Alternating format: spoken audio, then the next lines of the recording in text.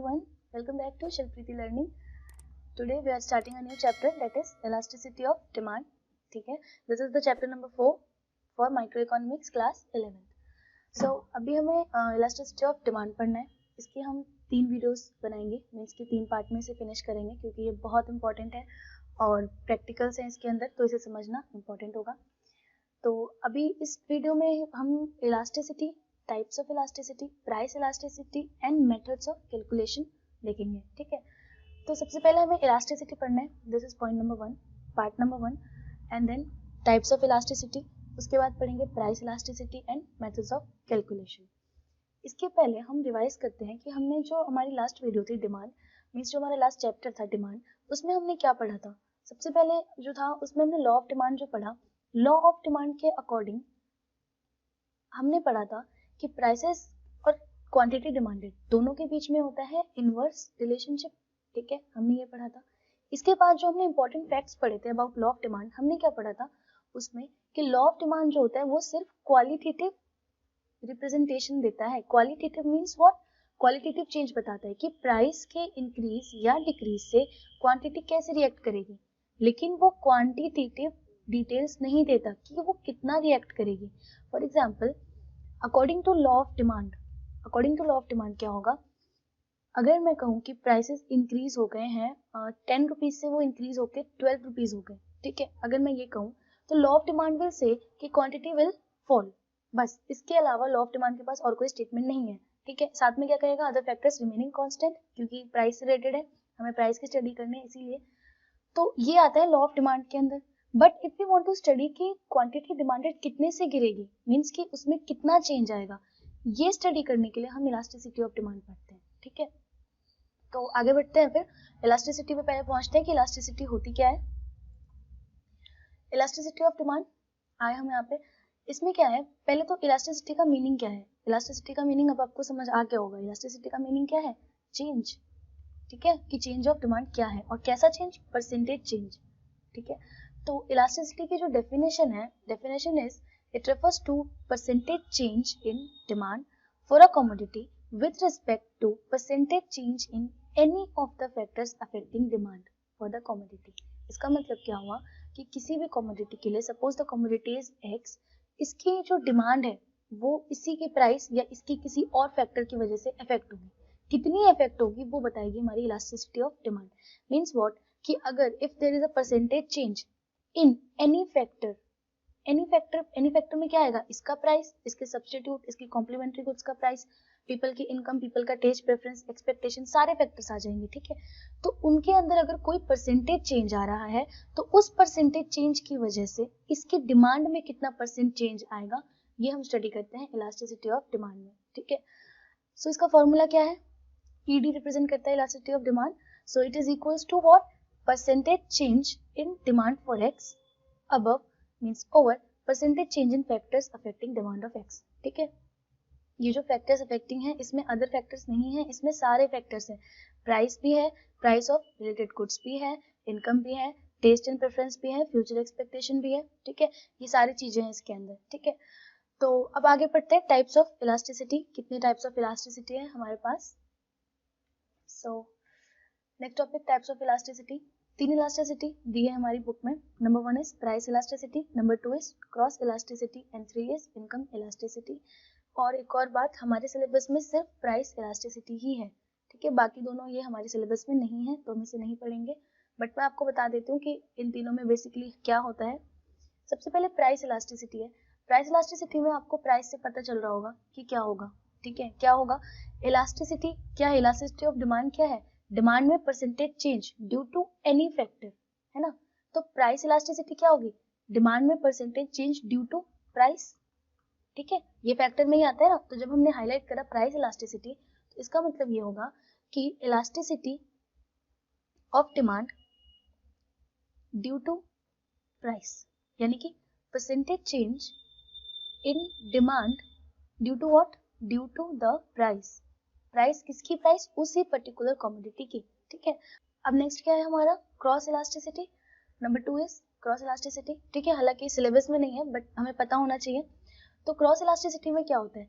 जो हमने डिमांड वाले चैप्टर में पढ़ा था उसमें हमने क्या पढ़ा था कि क्रॉस प्राइस इफेक्ट पड़ता है। क्रॉस प्राइस इफेक्ट का मतलब क्या पड़ा था कि सपोज दो कमोडिटी है ए एंड बी, ठीक है, ये दोनों आपस में रिलेटेड गुड्स हैं। रिलेटेड गुड्स क्या होते हैं, या तो सब्स्टिट्यूट होते हैं एक दूसरे के, है ना, या फिर कॉम्प्लीमेंट्री होते हैं, ये होते हैं हमारे रिलेटेड गुड्स। तो सपोज ए और बी दोनों आपस में सब्स्टिट्यूट है, यानी कि अगर ए के प्राइसेस बढ़ेंगे ना तो मैं ए की डिमांड कम करके बी की डिमांड बढ़ा दूंगी, क्योंकि ए और बी सब्स्टिट्यूट है, दोनों को एक दूसरे की जगह यूज कर सकते हैं। Pepsi and Coca Cola, Pepsi की प्राइस अगर बढ़ेगी तो कस्टमर्स क्या करते हैं, कोका कोला परचेज करने लगते हैं, है ना। तो इस केस में क्या हुआ कि ए की प्राइसेस बढ़ी और इफेक्ट किस पे पड़ा, बी की क्वांटिटी पे, इसकी क्वांटिटी बढ़ गई, क्वांटिटी डिमांडेड बढ़ गई, ठीक है। तो यहाँ पे क्या हुआ, क्रॉस प्राइस इफेक्ट पड़ रहा है, मींस क्रॉस इफेक्ट पड़ रहा है, ए की प्राइस का इफेक्ट इसकी डिमांड पे पड़ रहा है और बी की प्राइस का इफेक्ट इसकी डिमांड पे पड़ेगा। तो ये क्या होता है, इसे कहते हैं क्रॉस इफेक्ट, ठीक है। तो क्रॉस इलास्टिसिटी में भी यही होगा। क्रॉस इलास्टिसिटी में क्या होगा, बस इलास्टिसिटी है ना, तो परसेंटेज चेंज देखेंगे, यानी कि percentage change in demand for A, percentage change in demand for A due to the percentage change in price of B. इसका मतलब क्या हुआ कि बी की प्राइसेस की चेंजेस की वजह से ए में जो परसेंटेज चेंजेस आ रही हैं वो बताती है क्रॉस इलास्टिसिटी, ठीक है। आई होप आपको समझ में आया होगा, ठीक है। नेक्स्ट चलते हैं part number 3, that is income elasticity. Income elasticity क्या होती है, ये भी बहुत सिंपल, प्राइस से हमें पता चला था। प्राइस इलास्टिसिटी क्या है, हमें पता था क्या, प्राइस की वजह से जो इफेक्ट होगा डिमांड पे, ठीक है। क्रॉस इलास्टिसिटी हमें पता चली, क्रॉस इफेक्ट पड़ेगा, ठीक है। इनकम इलास्टिसिटी में इनकम का इफेक्ट पड़ेगा, यानी कि क्या कहेंगे, percentage change in demand for a commodity due to the percentage change in income of consumer. आया समझ, मींस व्हाट, इनकम इलास्टिसिटी है ना, तो इनकम के इफेक्ट से डिमांड में चेंज होगा, तो बहुत सिंपल है, percentage change in demand due to percentage change in income. It's very simple, ये है हमारी इनकम इलास्टिसिटी। बट हमारे सिलेबस में सिर्फ प्राइस इलास्टिसिटी है, और ये प्राइस इलास्टिसिटी भी बहुत इजी है और बहुत इंटरेस्टिंग है, इसको कैलकुलेट करेंगे, अच्छा है बहुत। आगे चलते हैं नेक्स्ट टॉपिक पे हमारे। Next topic is price elasticity of demand. पढ़ना है पहले इसकी डेफिनेशन, इन केस आपको कहीं डिफाइन करनी हो तो आप कैसे करेंगे। सबसे पहले you will write what it means, the degree of responsiveness. Degree of responsiveness means the percentage change, ठीक है। So it refers to the degree of responsiveness of demand for a commodity with reference to change in price of such commodity, है ना। बहुत simple है, देखने में बड़ी लग रही है, बट क्या है इसका सीधा सीधा मीनिंग ये है कि किसी भी कमोडिटी में डिमांड में क्या परसेंटेज चेंज होगा उसकी प्राइस में चेंजेस की वजह से, ठीक है। ये है हमारी प्राइस इलास्टिसिटी ऑफ डिमांड। एक छोटा सा एग्जांपल करते हैं पहले। सपोज कमोडिटी ए के लिए प्राइसेस एंड क्वांटिटी डिमांडेड हम लिख रहे हैं, ठीक है। प्राइसेस 5 पे क्वांटिटी डिमांडेड 10, प्राइसेस 6 पे क्वांटिटी डिमांडेड 7। ये आई हमारी क्या यहाँ पे लॉ ऑफ डिमांड दिख रहा होगा आपको, प्राइसेस बढ़ने पे डिमांड कम कर दी लोगों ने, है ना। तो अब यहाँ पे इलास्टिसिटी ऑफ डिमांड हम कैसे निकालेंगे, तो पहले देख लेते हैं कि प्राइस इलास्टिसिटी ऑफ डिमांड का फॉर्मूला क्या है। सो बहुत सिंपल, जो हमारा ऊपर का फॉर्मूला वही है, बस फैक्टर्स की जगह प्राइस आ जाएगा, है ना। So the formula is percentage change in quantity demanded, ठीक है, over percentage change in price. ये हमारी प्राइस इलास्टिसिटी ऑफ डिमांड का फॉर्मूला। अब हम percentage change in demand and percentage change in price कैसे कैलकुलेट करते हैं, ये नेक्स्ट टॉपिक है हमारा। सबसे पहले हमने अभी जो फॉर्मूला पढ़ा प्राइस इलास्टिसिटी ऑफ डिमांड का पढ़ा हमने, percentage change in quantity demanded over percentage change in price. मैं शॉर्ट फॉर्म में लिख रही हूँ पर आपको पूरा फुल फॉर्म लिखना है, ठीक है, अदरवाइज टीचर्स मार्क्स काट सकती हैं। ये है हमारा प्राइस इलास्टिसिटी का फॉर्मूला। अब पहले हम इसके एक एक टर्म्स निकालते हैं। पहले percentage change in quantity demand निकालते हैं कि ये हम कैसे निकालेंगे। Percentage change in quantity demand का सिंपल फॉर्मूला, हमें पता है परसेंटेज निकालना हमें आता है, हमने बहुत पहले सीखा था बचपन में कभी। Change in demand over initial demand into 100। Initial means जो सबसे पहले थी डिमांड। इनिशियल डिमांड क्या थी हमारी डिमांड, प्राइस इन क्वांटिटी जो हमने ली थी कमोडिटी ए की, क्या ली थी 5 पे 10 एंड 6 पे 7। तो अगर यहाँ पे मैं percentage change in quantity demand निकालूं तो पहले मुझे चेंज इन डिमांड चाहिए। चेंज इन डिमांड कितना आया है -3, ठीक है। So you can write -3। यहाँ पे नीचे क्या है इनिशियल डिमांड, इनिशियल डिमांड कितनी थी 10, तो यहाँ पे आएगा 10 और इनटू 100 यानी कि -30 का चेंज आया है, और ईडी जो है माइनस में लिखते हैं, बट आपको उसको उसकी एब्सोल्यूट वैल्यू ही लेनी है, आप उसको पॉजिटिव 30 लिखेंगे, बट अभी हम कैलकुलेट कर रहे हैं तो ऐसे लिख लेते हैं। नेक्स्ट क्या है, परसेंटेज चेंज इन प्राइस, क्या होगा, सेम फॉर्मूला होगा, change in price over initial price into 100। तो हमारी जो चेंज इन प्राइस है वो कितनी है, change in price is 1 and initial price is 5, so we will write 1 over 5 into 100 that is equals to 20। अब ED का फॉर्मूला क्या है, प्राइस इलास्टिसिटी है यहाँ पे। ED का फॉर्मूला बहुत सीधा, क्या है फॉर्मूला, हमें बस क्वांटिटी चेंज जो है परसेंटेज चेंज ओवर हमें करनी है प्राइस की percentage change. So we get -3 over 2 that is -1.5 and इसकी हम एब्सोल्यूट वैल्यू लिखते हैं तो ये हो जाएगी हमारी 1.5। तो ED क्या है हमारी 1.5। इस तरीके से निकालना है, बहुत ईजी है, डिफिकल्ट नहीं है, मेरे ख्याल से आपको डिफिकल्ट नहीं लग रहा होगा। इसमें बहुत सिंपल था, आपको बस फॉर्मूला पता होना चाहिए, ठीक है। उसके बाद इसके ऊपर नीचे जो दो पार्ट्स है उनके फॉर्मूले पता हो तो ये तो बहुत ईजी है, परसेंटेज निकालना is not a big deal. और उसके बाद आपको पुट करना है और फिर ईडी, ठीक है। यहीं से आते हैं क्वेश्चंस, बस ये है कि इतने सिंपल नहीं आते, घुमा फिरा के आते हैं। फॉर एग्जाम्पल आपको ईडी दिया हो, ठीक है, और एक दो फिगर दिए हो और एक दो निकालने पड़े, तो इस तरीके के क्वेश्चंस आते हैं। पर ये है कि आपका अगर कंसेप्ट क्लियर है, आपको पूरा सीक्वेंस पता है तो सब हो जाएगा, कैसे भी क्वेश्चंस हो आराम से हो जाएंगे, ठीक है। तो आगे बढ़ते हैं, एक दो क्वेश्चन और करेंगे हम इसके, ताकि डाउट ना रहे। जो इसके प्रैक्टिकल्स जो डिफिकल्ट हो सकते हैं आपके लिए, वो डिफिकल्ट क्वेश्चंस हम अभी ट्राई करते हैं। बढ़ते हैं आगे। So here comes a question, करते हैं पहले प्रैक्टिकल्स, एक दो सॉल्व करेंगे ताकि एग्जाम में दिक्कत ना हो, और मेरे करवाने से तो होगा नहीं, आपको सारे खुद से ही करने पड़ेंगे। तो कहीं पे डाउट आता है किसी क्वेश्चन में तो आप बता सकते हैं, फिर I can help you there, ठीक है। और फिलहाल मैं आपको 2-3 प्रैक्टिकल्स करवा रही हूँ ताकि आपको आइडिया हो सके कि कैसे सॉल्व करना है, ठीक है। तो सबसे पहले लेते हैं, इसमें ये सबसे सिंपल वाला है जो भी जस्ट हमने पीछे किया उसकी जैसा ही एकदम सिमिलर। यहाँ पे क्या है, the question is when price is 10 पर unit, demand for commodity is 100 units. तो सबसे पहले जो काम हमें करना है वो है टेबल बनाने का, यानी कि डिमांड शेड्यूल हमें बनानी है, बहुत इंपॉर्टेंट है बनाना। इसको देख के टीचर को भी समझ आएगा कि आपको समझ आ गया क्वेश्चन, और आपको कैलकुलेशन करने में भी आसानी होगी, ठीक है। तो यहाँ पे सबसे इनिशियल प्राइस क्या है, 10 पर यूनिट। 10 पर यूनिट पे जो डिमांड है वो कितनी है, 100, हमें पता है। उसके बाद क्या है, as the price falls to 8 per unit, demand expands to 150 unit. जब प्राइस 8 पे गिर गई, टू 8 पर यूनिट है ना, मीन्स कि 10 से 8 हो गई, तो जो प्राइस है वो 150 हो गई, ठीक है। यहाँ पे क्या होगा, यहाँ पे हमने देखा कि जब प्राइस गिरी है तो डिमांड जो है वो बढ़ी है, लॉ ऑफ डिमांड एप्लीकेबल, ठीक है।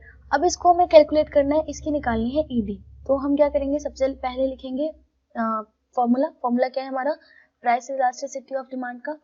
प्राइस इलास्टिसिटी ऑफ डिमांड का फॉर्मूला है percentage change in quantity demanded over percentage change in price, ठीक है। अब हम क्या लिखेंगे, percentage change in quantity demanded equals to change in demand over initial demand into 100।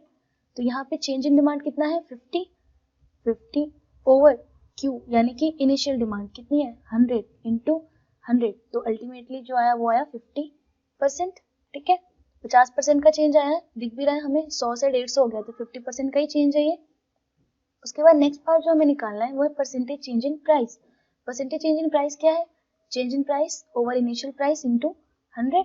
तो चेंज इन प्राइस कितना है, -2 over initial price is 10 and 100, तो ये फिनिश क्या बचा, -20%।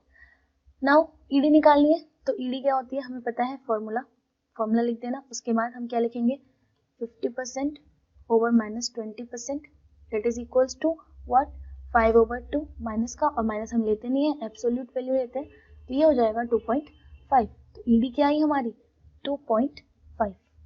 आया समझ आपको। अब इसी क्वेश्चन में एक और चीज मैं बता देती हूँ, यहाँ पे जो आते हैं पेपर में घुमा के अगर क्वेश्चंस देंगे, घुमा के ही देंगे वैसे तो, पर फिर भी जो जिस तरीके से वो घुमा के देंगे वो बताती हूँ। यहाँ पे कैसे क्वेश्चंस आते हैं, यहाँ पे हमें बताया था 10 पर यूनिट प्राइस है, 100 यूनिट उसकी डिमांड है 10 पर यूनिट पे। हमें क्या बताया कि price falls to 8%, sorry to 8 per unit, means कि 10 से 8 हो गई। अगर ये लिखता प्राइस फॉल्स बाई 8 यूनिट, तब हम क्या करते, बाई 8 यूनिट का मतलब 10 से गिर के 2 हो गई, कैसे, 8 यूनिट से कम हुई है, यानी कि 10 अगर 8 यूनिट से कम होगा, सॉरी 10 रुपए अगर 8 रुपए से कम होंगे तो कितना हो जाएगा, 2 बचेगा। तो आपको टू और बाय का ध्यान रखना है, ठीक है। इसको बहुत ज्यादा हाईलाइट करके पढ़ाते हैं टीचर्स, बट मेरे ख्याल से कि इतना तो कॉमन सेंस हम खुद भी लगा सकते हैं। अगर 10 to 8 बोला है तो यानी कि 10 से 8 पे पहुंच गई है, ठीक है। बाय 8 बोला है तो 8 से कम हो गई है, तो इस चीज का ध्यान रखना है। इस तरीके के क्वेश्चंस आते हैं, यूनिट्स में भी आ सकते हैं। 100 यूनिट था 150 हो गया, इतना बोला ना। ये ऐसे भी बोल सकता था कि 100 यूनिट था 50 से बढ़ गया, मतलब it increased by 50। Demand expands by 50 units, यानी कि 50 यूनिट से बढ़ा। तो 100 से 50 नहीं हुआ, 100 से कितना होगा, 150, है ना, क्योंकि 50 यूनिट से वो बढ़ा है तो वो 150 हो जाएगा। सो इस तरीके के क्वेश्चंस आते हैं। अगर सिंपल आएंगे तो ये 2 पार्ट हैं सिंपल आने के, टू और बाय वाला कंसेप्ट, ठीक है। और नेक्स्ट देखते हैं नेक्स्ट किस तरह के क्वेश्चंस आएंगे हमारे पास। Here we get the another question. यहाँ पे थोड़ा क्वेश्चन अलग है। यहाँ पे कोई भी प्राइस या क्वांटिटी अमाउंट वगैरह नहीं दिया, न्यूमेरिकल वैल्यू नहीं है। यहाँ पे सिर्फ एक वर्ड प्रॉब्लम की तरह है। When price of a commodity gets double, अगर कमोडिटी की प्राइस डबल हो रही है तो उसकी क्वांटिटी डिमांड जो है वो हाफ हो रही है। अब यहाँ पे आपको price elasticity, coefficient of price elasticity निकालनी है। सो ये क्या होगा, सबसे पहले जैसे हम पहले कर रहे थे वैसे ही करेंगे, टेबल बनाएंगे।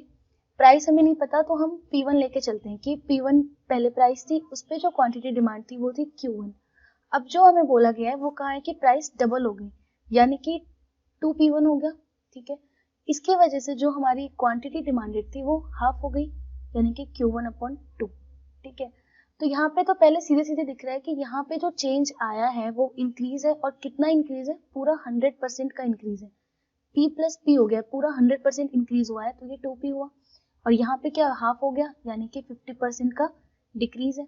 तो यहाँ से हम सीधे सीधे ED निकाल सकते हैं, -50% over 100 that is equals to -1/2, यानी कि -0.5। और ED की हमेशा एब्सोल्यूट वैल्यू लेते हैं तो 0.5। माइनस का क्या काम होता है, माइनस बस ये बताता है कि प्राइस और क्वांटिटी दोनों में इनवर्स रिलेशन है, ठीक है, लेकिन हम हमेशा इसकी एब्सोल्यूट वैल्यू लेते हैं। तो ये हो गया ED, बस इस क्वेश्चन में यही करना था। अब आपका अपना खुद का तरीका, आप इसे कैसे सॉल्व करेंगे, ऐसे भी कर सकते हैं कि परसेंटेज चेंज इन प्राइस निकालें, 2P1 minus P over P1 करके इंटू 100 करें तो भी 100% ही आएंगे, है ना। तो इस तरीके से भी कर सकते हैं। और इसके अलावा जो अभी तक हम कर रहे थे उसमें हम क्या पढ़ रहे थे, परसेंटेज चेंज पढ़ रहे थे। मीन्स कि क्वांटिटी डिमांड हो या प्राइस हो, उसमें हम परसेंटेज चेंज निकाल रहे थे, ठीक है। और परसेंटेज चेंज से जो है हम ED निकाल रहे थे। एक मेथड और होता है इसको करने का, उसे कहते हैं प्रोपोर्शनेट मेथड। ये जो हमने ऊपर पढ़ा अभी तक जितने क्वेश्चंस करे वो थे परसेंटेज मेथड के, ठीक है। ये अब जो है ये है प्रोपोर्शनेट मेथड, और ये बहुत इजी है तो इसका एक ही न्यूमेरिकल में करवाऊंगी। देखते हैं इसका एक एग्जांपल लेते हैं। सपोज प्राइस और क्वांटिटी हमें दी है, ठीक है। इसमें 10 रुपये पे 100 क्वांटिटी डिमांडेड है, ठीक है।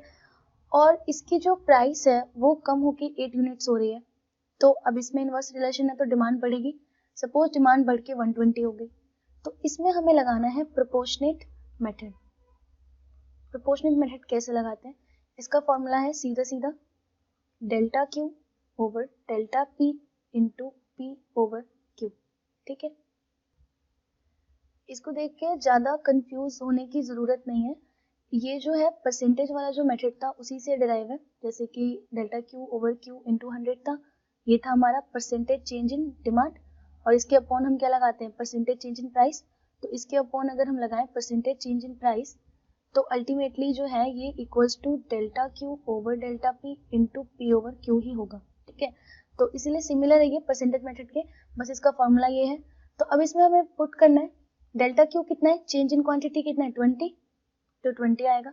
डेल्टा P कितना है 2 -2, तो -2 लिखेंगे। इनटू P का मतलब इनिशियल प्राइस, तो इनिशियल प्राइस हमारी 10 और इनिशियल क्वांटिटी हमारी 100। अब इसको हम सॉल्व कर सकते हैं। इसको सॉल्व करेंगे तो ये क्या होगा, -10 और ये पूरा कटेगा यानी कि -1 यानी कि 1। तो ED क्या हुई हमारी, ED इक्वल्स टू 1, ठीक है।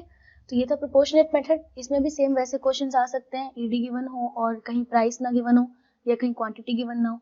ऐसा हो सकता है कि इनिशियल प्राइस आपसे पूछ लें। तो इस तरीके के क्वेश्चंस आते हैं, आपको बस सीक्वेंस याद रखना है कि कैसे फॉर्मूले में पुट करना है और उसके बाद सॉल्व करना है, तो ईजी है, फिर कुछ भी डिफिकल्ट नहीं है। इसके बाद के जो टॉपिक्स हैं हम नेक्स्ट वीडियो में करेंगे। ये वीडियो नंबर 1 है, इसके बाद 2 वीडियोस और होंगी, ठीक है। So till then take care, good bye. और कोई भी डाउट हो तो कमेंट सेक्शन में प्लीज हमको बताएं, ठीक है।